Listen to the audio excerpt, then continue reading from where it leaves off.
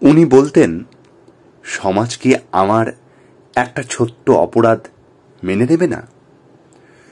পূর্ণতা পায়নি তাহাদের কাহিনী। তবে সত্যজিৎ বাবুর চারুলতা হয়েই বাঙালি মনে আজও উজ্জ্বল উপস্থিতি মাধবী দেবীর।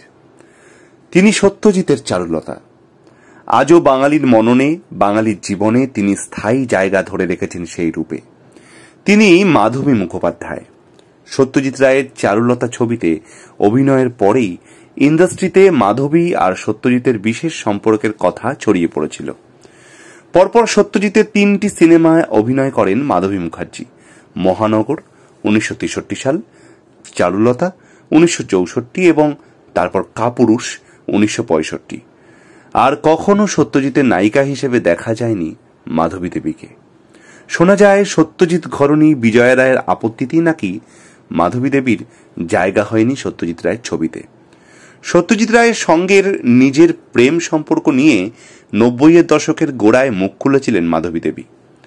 ইলাস্ট্রেটেড উইকলি পত্রিকার সাংবাদিক SNM আবদির সামনে মনের ঝাঁপি খুলেছিলেন।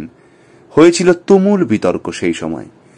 ২৩শে এপ্রিল সত্যজিৎ রায়ের মৃত্যুবার্ষিকীতে ফিরে দেখা মাধবীর সেই বিতর্কিত সাক্ষাৎকার।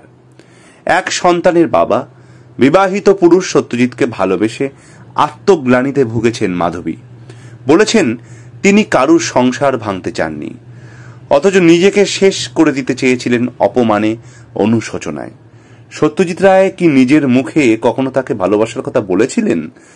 মাধবীর জবাব ছিল, তিনি একটা কথাই বলতেন, আমি জীবনে এত কিছু অর্জন করেছি, এত সম্মান পেয়েছি, সমাজ কি আমার একটা ছোট্ট অপরাধ মেনে নেবে না? উত্তরে আমি বলেছিলাম, না, এই সমাজ আপনার উচ্চতায় পৌঁছতে পারেনি, তাই এই সম্পর্ক কখনোই মেনে নেবে না। মাধবীর মতে সত্যজিৎ রায় তাকে ভালোবাসতেন, সেটাই ছিল তার বড় অপরাধ। কারণ সমাজের চোখে সেই সম্পর্ক অবৈধ ছিল। তাই অন্তরাত্মার ডাকে সত্যজিতের এই সম্পর্ক ছিন্ন করেন মাধবী দেবী। পরবর্তীকালে বিয়ে করে সংসারী হলেও মাধবী দেবীর কথায় আমার জীবনের একমাত্র পুরুষ তিনি, সত্যজিৎ রায়। যদিও মাধবী দেবীর দাবি তিনি স্বামীর হাত ধরেছিলেন তাকে সাহায্য করার তাগিদে। জোর গলায় বলেছিলেন, সত্যজিৎ বাবুই একমাত্র যার হাত আমি সারা জীবন ধরতে চেয়েছি। তার স্বামী অতীত সম্পর্কে সবটাই জানতেন, তবুও তাকে কাঠগড়ায় তুলতে ছাড়েননি।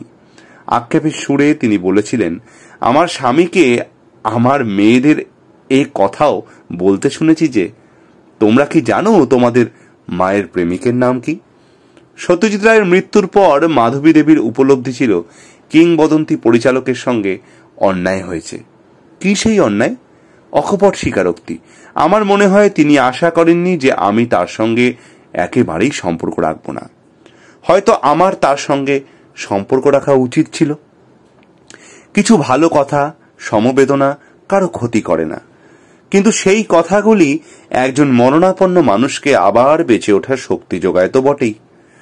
এই জন্যেই মনে হয়েছিল যে আমি তার প্রতি অন্যায় করেছিলাম। আর বাঁচতে চাননি সত্যজিৎ। হয়তো মাধবীর উচিত ছিল তাকে বাঁচার অনুরোধ করা। আজও সেই আক্ষেপ বুকে নিয়েই বেঁচে রয়েছেন সত্যজিতের চারুলতা। তথ্যসূত্র HD বাংলা, ছবি দৈনিক এই দিন। সংগৃহীত সোশ্যাল মিডিয়া, সমাজ মাধ্যম ফেসবুক থেকে। যার পেজ থেকে আমি এটি পেয়েছি, যার প্রোফাইল থেকে আমি এটি সংগ্রহ করেছি, তার নাম শ্রীমতী সুফিয়া কামাল। আমি তাকে আমার এই ইউটিউব চ্যানেলের পক্ষ থেকে কৃতজ্ঞতা জানাই।